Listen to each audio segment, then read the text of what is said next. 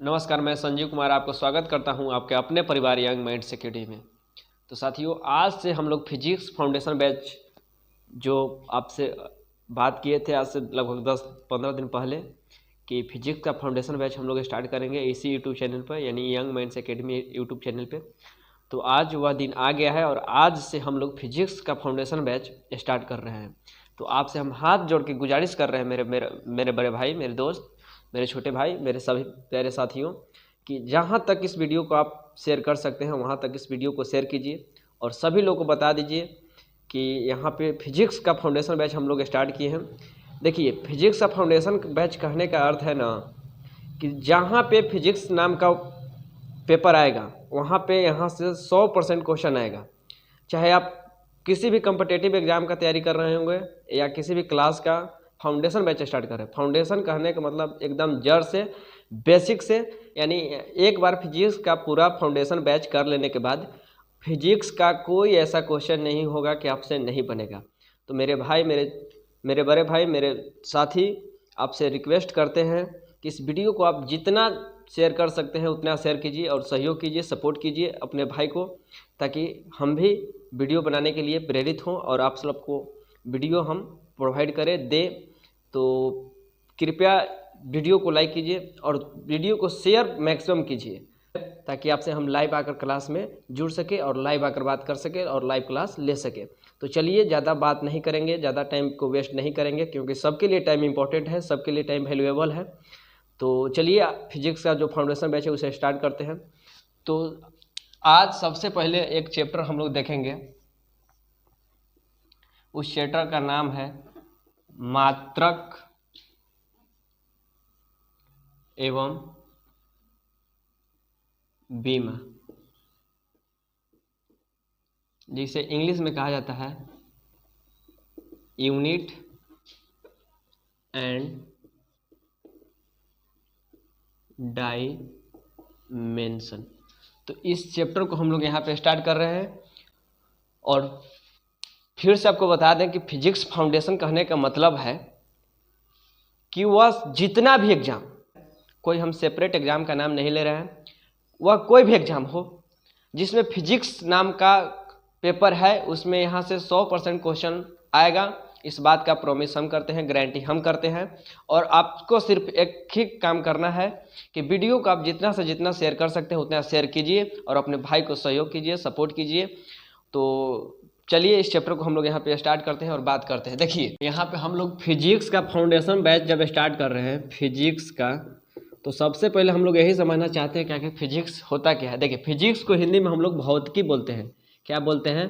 भौतिकी। फिजिक्स को हम लोग हिंदी में भौतिकी बोलते हैं। तो सब लोग को यही मन में क्वेश्चन आता है कि जब हम लोग फिजिक्स पढ़ना स्टार्ट किए, यानी भौतिकी पढ़ना स्टार्ट किए, तो सबसे पहले हमको यही बताइए ना कि भौतिकी होता क्या है, भौतिकी किसको कहते हैं। तो आपको बता दें मेरे भाई कि भौतिकी आज तक किसी एग्जाम में आपसे पूछा नहीं है कि भौतिकी क्या होता है, लेकिन फिर भी आपको अगर जानने की इच्छा है तो आपको बता देते हैं कि देखिए, प्रकृति में जितना भी घटना घट रहा है उस घटना को हम लोग जहाँ पे अध्ययन करते हैं भौतिकी कहलाता है, यानी फिजिक्स कहलाता है। आपको लैंग्वेज में याद करना चाहे तो कर सकते हैं कि प्रकृति में जितना भी घटना घट रही है उस घटना के अध्ययन ही भौतिकी कहलाता है। देखिए, अगर आपको दूसरा लैंग्वेज में आपको बता दें कि ऊर्जा का अध्ययन भौतिकी कहलाता है। ऊर्जा का अध्ययन भौतिकी कहलाता है। भौतिकी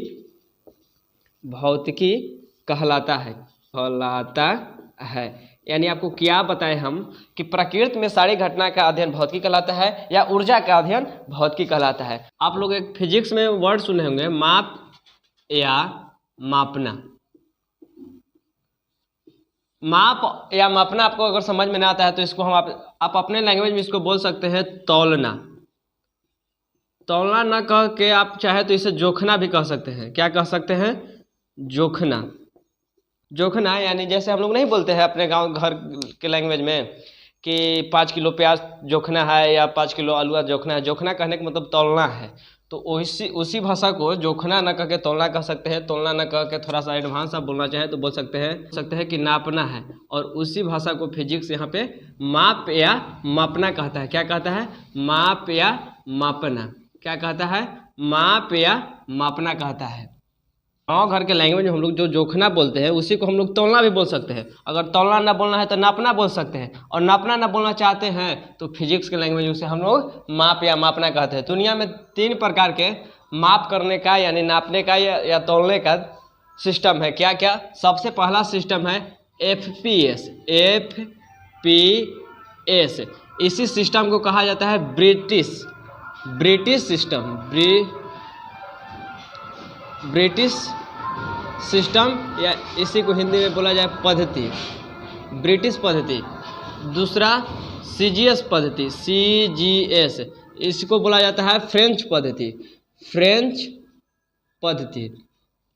और तीसरा है MKS पद्धति। अभी आपको बताते हैं कि क्या है MKS पद्धति, जिसको हम लोग बोलते हैं SI सिस्टम या SI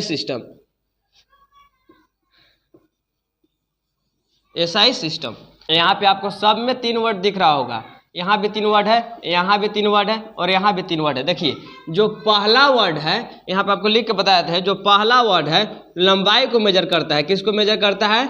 लंबाई को मेजर करता है। और दूसरा जो वर्ड है या दूसरा जो लेटर है वो द्रव्यमान को मेजर करता है। द्रव्यमान कहने का मतलब वजन को मेजर करता है। वजन मेजर करने का मतलब नापता है, तौलता है, जोखता है या नापता है। तीसरा जो है लेटर वह समय को मेजर करता है। देखिए यहाँ पे आपको समझाते हैं। FPS पद्धति को ब्रिटिश पद्धति कहा जाता है। ब्रिटिश पद्धति इसलिए कहा जाता है कि इसे ब्रिटेन वाले लोग फॉलो करते हैं, वही ब्रिटेन वाले लोग जो जिससे हम लोग 1947 में आज़ाद हुए, यानी इंग्लैंड वाले लोग, गोरे लोग। तो FPS पद्धति में F जो है फुट डिनोट करता है, P जो है पाउंड डिनोट करता है और S जो है सेकेंड डिनोट करता है। देखिए F यानी फुट जो लंबाई का यूनिट है, P यानी पाउंड जो द्रव्यमान का यूनिट है, S मतलब सेकेंड जो कि समय का यूनिट है। यहाँ पे F मतलब फुट, लंबाई को हम लोग फुट में मेजर करते हैं, P मतलब पाउंड, द्रव्यमान को हम लोग पाउंड में मेजर करते हैं, और यहाँ पे S मतलब सेकेंड यानी समय को हम लोग सेकेंड में मेजर करते हैं। यहाँ पे है CGS पद्धति। CGS में लंबाई को अभी बताया कि पहला लेटर लंबाई को बताएगा, तो C से सेंटीमीटर यानी पहला लेटर सेंटीमीटर को बताएगा। G मतलब ग्राम, यानी हम लोग CGS पद्धति में द्रव्यमान को किसमें मेजर करते हैं? द्रव्यमान को हम लोग ग्राम में मेजर करते हैं, ग्राम में, और समय को सेकंड में मेजर करते हैं। और तीसरा जो यहाँ पे सिस्टम है, यहाँ पे MK सिस्टम, इसमें हम लोग लंबाई को मीटर में मेजर करते हैं, मीटर में, द्रव्यमान को किलोग्राम में, और समय को सेकंड में हर जगह मेजर किया जाता है। यहाँ पे आपसे 4 तरीके के क्वेश्चन पूछेगा। क्या क्या पूछेगा? गौर से सुनिएगा और याद करिएगा क्लास में ही। FPS पद्धति को कौन सा पद्धति कहा जाता है? तो FPS पद्धति को ब्रिटिश पद्धति कहा जाता है। FPS मतलब क्या होता है? तो FPS पद्धति में F क्या डिनोट करता है? फुट को, P किसको डिनोट करता है? पाउंड को, S किसको डिनोट करता है? सेकंड को। उसी तरीके से CGS पद्धति में C किसको डिनोट करता है? सेंटीमीटर को, G किसको डिनोट करता है? ग्राम को, S किसको मतलब डिनोट करता है? सेकंड को। और MKS पद्धति में M किसको? मीटर को, K किसको? किलोग्राम को, और S किसको? सेकंड को।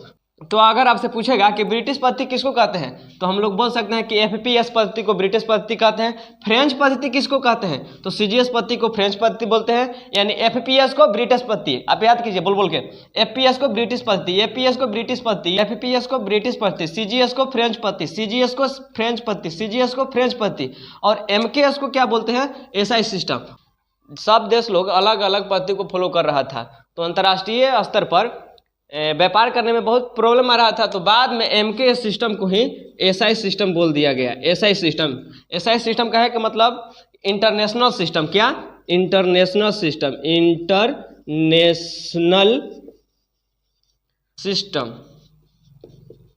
इंटरनेशनल सिस्टम कहने का मतलब अंतर्राष्ट्रीय पद्धति, यानी MKS को अंतर्राष्ट्रीय पद्धति के रूप में घोषित कर दिया गया। और उस समय से हम लोग लंबाई को किस में मेजर करते हैं? मीटर को, द्रव्यमान को किलोग्राम में, समय को सेकंड में। तो आपसे क्या क्या यहाँ से क्वेश्चन पूछेगा कि ब्रिटिश पद्धति किसको कहते हैं? तो FPS को ब्रिटिश पद्धति कहते हैं। फ्रेंच पद्धति किसको कहते हैं? CGS को फ्रेंच पद्धति बोलते हैं, CGS को फ्रेंच पद्धति बोलते हैं, और MKS को SI सिस्टम यानी इंटरनेशनल सिस्टम बोला जाता है। अगर यहाँ से आप बोलिए F मतलब फुट, P मतलब पाउंड, S मतलब सेकेंड, एस मतलब सेकेंड, सी मतलब सेंटीमीटर, जी मतलब ग्राम, एस मतलब सेकेंड, एम मतलब मीटर, के मतलब किलोग्राम, एस मतलब सेकेंड।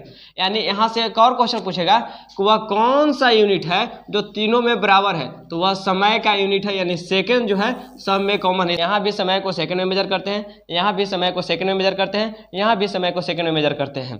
तो आपसे पूछे अगर वह कौन सा यूनिट जो सब में समान है, तो समय का यूनिट सेकेंड जो सब में समान है। अगर आपसे पूछे कि सीजीएस पद्धति में हम लोग लंबाई को किस में मेजर करते हैं, तो लंबाई को सेंटीमीटर में मेजर करते हैं। द्रव्यमान को किस में मेजर करते हैं, तो द्रव्यमान को ग्राम में मेजर करते हैं। अगर आपसे पूछे कि बताइए एमकेएस पद्धति में लंबाई को किस में मेजर करते हैं, तो मीटर में मेजर करते हैं। किलो द्रव्यमान को किस में, किलोग्राम में। ये ब्रिटिश पद्धति किसको कहते हैं, एफपीएस को। ब्रिटिश पद्धति किसको कहते हैं, एफपीएस को। सीजीएस पद्धति में अगर पूछे कि लंबाई को किस में मेजर करते हैं, सेंटीमीटर में। द्रव्यमान को ग्राम में। अगर आपसे पूछे कि एफपीएस पद्धति में या ब्रिटिश पद्धति में हम लोग द्रव्यमान को किस में मेजर करते हैं, तो द्रव्यमान को हम लोग पाउंड में मेजर करते हैं। फ्रेंच पद्धति को हम लोग मीट्रिक पद्धति कहते हैं। क्या कहते हैं, मीट्रिक पद्धति। और एमकेएस पद्धति को हम लोग मीट्री पद्धति कहते हैं। मीट्री पद्धति। तो एक बार सारा क्वेश्चन को हम यहाँ से आपको रिवाइज करवाते हैं, फिर से बोलिए। फ्रेंच पद्धति किसको बोला जाता है, सीजीएस पद्धति को फ्रेंच पद्धति बोला जाता है। मीट्रिक पद्धति किसको बोला जाता है, सीजीएस को मीट्रिक पद्धति कहा जाता है। मीट्री जिसमें क नहीं आ रहा है, मीट्रिक पद्धति किसको कहा जाता है, तो एमकेएस को मीट्री पद्धति बोला जाता है। अगर आपसे बोले कि ब्रिटिश पद्धति किसको बोला जाता है, तो एफपीएस को ब्रिटिश पद्धति बोला जाता है। मीट्रिक पद्धति किसको बोला जाता है, मीट्रिक जिसमें क आ रहा है, तो सीजीएस को मीट्रिक पद्धति बोला जाता है। मीट्रिक पद्धति किसको बोला जाता है, सीजीएस को और क्या बोला जाता है, तो सीजीएस को फ्रेंच पद्धति भी बोला जाता है। एमकेएस को क्या बोला जाता है, तो एमकेएस को एसआई सिस्टम बोला जाता है, इंटरनेशनल सिस्टम बोला जाता है, या इसी को मीट्रिक पद्धति बोला जाता है। फिर से एक बार बोलिए मेरे भाई दोस्त, यहीं पे आपको याद हो जाएगा। बताइए ब्रिटिश पद्धति किसको बोलते हैं, एफपीएस को। ब्रिटिश पद्धति किसको बोलते हैं, एफपीएस को। सीजीएस पद्धति को क्या बोलते हैं, सीजीएस पद्धति को फ्रेंच पद्धति बोलते हैं, या इसी को मीट्रिक पद्धति बोला जाता है। एमकेएस सिस्टम में हम लोग लंबाई को किस में मेजर करते हैं, लंबाई को मीटर में मेजर करते हैं। द्रव्यमान को किस में मेजर करते हैं, द्रव्यमान को किलोग्राम में मेजर करते हैं। वह कौन सा यूनिट है जो सब में समान होता है, समय का यूनिट सेकेंड जो है सब में समान होता है। अगर आपसे पूछे कि बताइए मीट्रिक पद्धति किसको बोलते हैं, तो मीट्रिक पद्धति हम लोग एमकेएस पद्धति को बोलते हैं, यानी एसआई सिस्टम को मीट्रिक पद्धति बोलते हैं। तो मैं उम्मीद करता हूँ कि यहाँ तक आप समझ गए होंगे। चलिए थोड़ा और आगे बढ़ते हैं।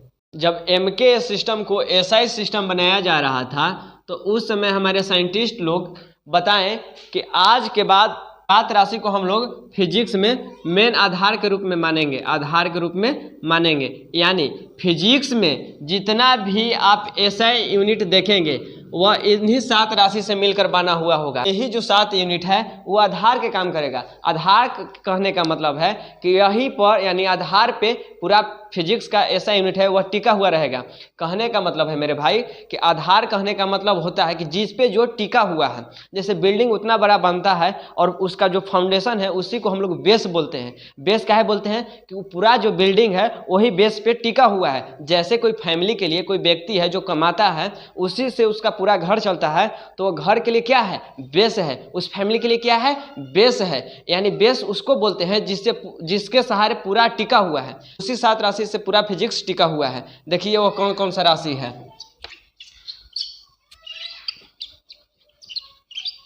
सबसे पहला जो है वह है लंबाई।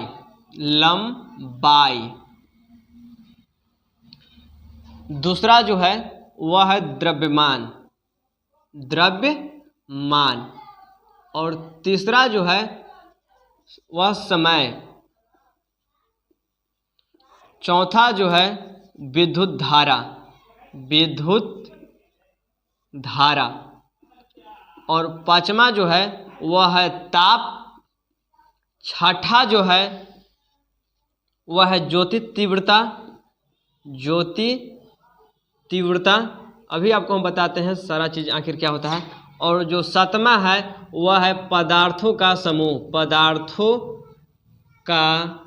समूह। देखिए मेरे साथी, एक्चुअली जो पदार्थों का समूह है यह फिजिक्स का पार्ट नहीं है, केमिस्ट्री से उठकर आया है। लेकिन जब हम लोग इसका ऐसा यूनिट पढ़ रहे हैं तो इसको भी पढ़ना यहाँ पे बनता है। लंबाई को हम लोग L से सूचित करते हैं, द्रव्यमान को हम लोग M से सूचित करते हैं, समय को हम लोग T से सूचित करते हैं, विद्युत धारा को हम लोग I से सूचित करते हैं, ताप को हम लोग K से सूचित कर दें या थीटा से सूचित कर दें।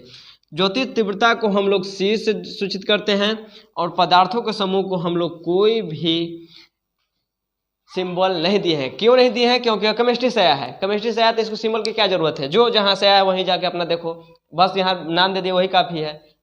किसी पराया घर के व्यक्ति को अपने घर में हम जगह दे देंगे? कैसे दे देंगे? आप जहाँ से आए हैं वहाँ पे जाइए, वहाँ पे खोजिए। यहाँ पे बस आपको बैठने के लिए जगह मिल गया, वही काफ़ी है। इसलिए यहाँ पे इसका कोई संकेत नहीं है। देखिए, संकेत लिखने के बाद दोनों तरफ से इस तरीके से बड़ा ब्रैकेट देना जरूरी होता है। अब आप समझ रहे होंगे कि बड़ा ब्रैकेट देना जरूरी क्यों है। देखिए, इसको इस तरीके से लिख के इसको घर में पैक कर देना होता है। पैक काहे कर देना होता है? अगर ना करेंगे तो भाग जाएगा। तो भाग ना जाएगा मेरे भाई।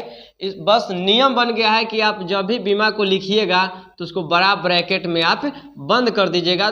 थोड़ा देखने में अच्छा लगे, अब पता चले कि यहाँ पे आप बीमा लिखे हैं। कैसे जान जाएंगे? तो दोनों पट्टी से एक गार्ड खड़ा रहेगा। तो दोनों तरफ से अगर हम इस तरीके का सिंबल नहीं देंगे तो यहाँ से उठ के भाग जाएगा? नहीं भागेगा। अगर जैसे दूल्हा एक बार मंडप में चल जाता है तो वहाँ से उसका हिम्मत है कि उठ के भाग जाएगा? अगर भाग जाएगा तो लड़के के भाई जानते हो क्या करेगा? जो टेढ़ टेढ़ कजरा कर ले रहता है वो तुरंत सोच कर देगा। दम 2 सेकंड में कजरा जो टेढ़ है ना वो सोच कर देगा, तो भाग ना जाएगा। फिर से समझिए कि खड़ा करे से कुछ नहीं होगा, बस ये अलगाही से झलकेगा कि देखिए ऐसे करके आप लिखे ना तब पता चल जाएगा कि हाँ आप बीमा लिखे हैं। कैसे वो अलगे से लड़का पता चल जाता है? वो भंगुआल रहेगा, इसी से ऐठाइल दोनों तरीके से काजर के ले रहता है, तो वैसे ही पता चल जाता है कि जब भी आप बीमा लिखिए या दोनों तरफ से मतलब इसे ब्रैकेट लगा दीजिए तो अलगाहू से ऐसे ताक रहे कि तुरंत पता चल हाँ यहाँ बीमा लिखा हुआ है। क्या दोनों तरफ से क्या है? गार्ड खड़ा है। तो यहाँ पे आपको बताएं कि लंबाई को हम लोग L से सूचित करते हैं, द्रव्यमान को M से सूचित करते हैं, समय को T से सूचित करते हैं, विद्युत धारा को I से सूचित करते हैं, ताप को K या थीटा से। फिर यहाँ आपको लफड़ा लग रहा हो कि तो कोई एक को बताइए ना, दोनों काहे बता रहे हैं भैया? तो देख भाई, अगर आपको हम न बताएंगे तो कहीं कहीं K लिख देगा, तो K बता देंगे, आप थीटा नहीं बताएंगे तो कहीं थीटा लिख देगा। अरे लिखना हमेशा थोड़ा आपको है, कहीं कहीं पढ़ना तो भी तो है। तो लिखने के लिए तो आप जान जाइए कि हम अगर ताप के लिए K जा रहे हैं तो चलो हम K सगरो लिखेंगे, ठीक, लिख देना, कोई दिक्कत नहीं है। आज अगर कहीं पढ़ना होगा तो क्या करेगा? वहाँ पे थीटा दे देगा, तब क्या करेगा तुम? इसलिए आप दोनों पढ़ना जरूरी है, K या थीटा। और ज्योति तीव्रता को C से सूचित करते हैं, पदार्थों का समूह के लिए कोई सिंबल नहीं है। अगर इसका हम लोग ऐसा यूनिट देखें तो लंबाई के लिए ऐसा यूनिट मीटर होता है जिसे हम लोग M से सूचित करते हैं। द्रव्यमान के लिए ऐसा यूनिट kg होता है, अभी आपको बताएं। समय के लिए ऐसा यूनिट सेकंड होता है। समय के लिए आपको पता ही है कि समय के लिए तीनों यूनिट सेम ही है, FPS पत्ती में, MKS पत्ती में, CGS पत्ती में। विद्युत धारा के लिए हम लोग एम्पियर का उपयोग करते हैं। एम्पियर, विद्युत धारा को हम लोग किस में मेजर करते हैं? एम्पियर में मेजर करते हैं। ताप के लिए हम लोग केल्विन का उपयोग करते हैं, केल्विन। और ज्योति तीव्रता के लिए हम लोग कैंडेला में मेजर करते हैं, कैंडेला, जिसे हम लोग CD द्वारा लिख देते हैं, C और D। और पदार्थों के समूह को हम लोग मोल में मेजर करते हैं, यानी इतना मोल पदार्थ है। देखिए फिर से आपको हम पूरा बता देते हैं। लंबाई, द्रव्यमान, समय, विद्युत धारा, ताप, ज्योति तीव्रता, पदार्थों का समूह 7 प्रकार के मूल राशि है। लंबाई के लिए हम लोग L लिखते हैं, जिसको लिखकर दोनों तरफ से हम लोग को बड़ा ब्रैकेट लगाना जरूरी होता है। अभी आप बताया कि जरूरी क्यों होता है। द्रव्यमान के लिए हम लोग M का प्रयोग करते हैं, समय के लिए T का प्रयोग करते हैं, विद्युत धारा के लिए I का प्रयोग करते हैं, ताप के लिए K का प्रयोग कीजिए तभी सही, थीटा का प्रयोग कीजिए तभी सही। ज्योति तीव्रता के लिए C का प्रयोग करते हैं। पदार्थों का समूह के लिए कोई संकेत नहीं है। लंबाई को हम लोग मीटर में मेजर करते हैं, जिसे M से लिखते हैं। और द्रव्यमान को kg में मेजर करते हैं। समय को सेकंड में मेजर करते हैं, यानी नापते हैं, मापते हैं, तौलते हैं, जोखते हैं। विद्युत धारा को हम लोग एम्पियर में तौलते हैं और ताप को हम लोग केल्विन में जोखते हैं।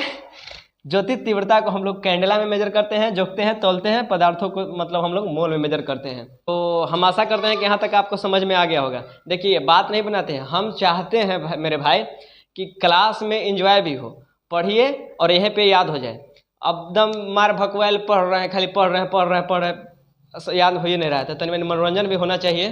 खैर छोड़िए, वो सब तो क्लास में होते रहेगा। फिर आपसे हम रिक्वेस्ट करते हैं कि मेरे भाई सपोर्ट कीजिए, वीडियो को आप जहां तक संभव है वहां तक शेयर कीजिए, चैनल को सब्सक्राइब जरूर कीजिए ताकि हम भी आपके लिए वीडियो लाने के लिए प्रेरित हो जाएं और आपके लिए वीडियो हम जरूर लाएं। तो चलिए मिलते हैं नेक्स्ट वीडियो में, तब तक के लिए बाय, थैंक यू, जय हिंद।